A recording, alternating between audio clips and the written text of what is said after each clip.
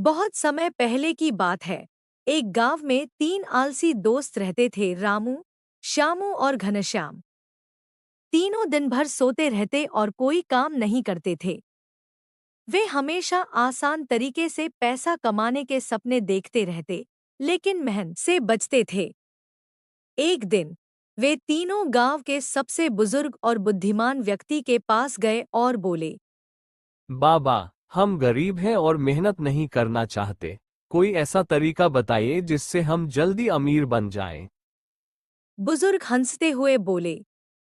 अगर तुम सच में अमीर बनना चाहते हो तो तुम्हें एक खास जगह जाना होगा। वहां तुम्हें सोने का खजाना मिलेगा।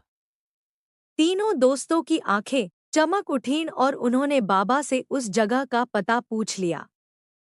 बुजुर्ग ने उन्हें एक दूर पहाड़ की ओर इशारा करते हुए कहा।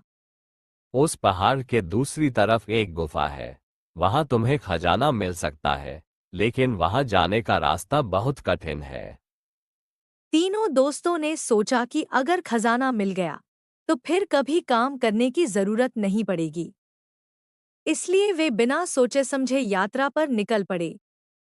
जैसे ही वे पहाड़ पर चढ़ने लगे, रास्ता कठिन होता गया। सूरज की गर्मी तेज थी, रास्ता पथरीला था और खाने पीने का भी कोई इंतजाम नहीं था। रामू बोला। इतनी मेहनत तो हम कभी नहीं करते थे। चलो वापस चलते हैं। श्यामू भी बोला। हाँ, ये बहुत मुश्किल है। हमें ये खजाना नहीं चाहिए। लेकिन घनश्याम सोचने लगा।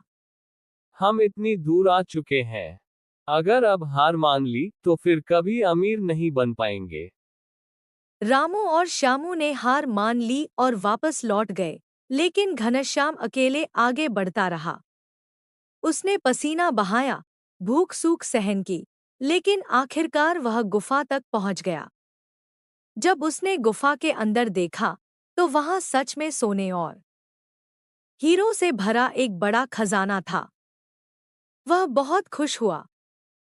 उसने जितना उठा सकता था उतना खजाना लेकर गांव वापस आया।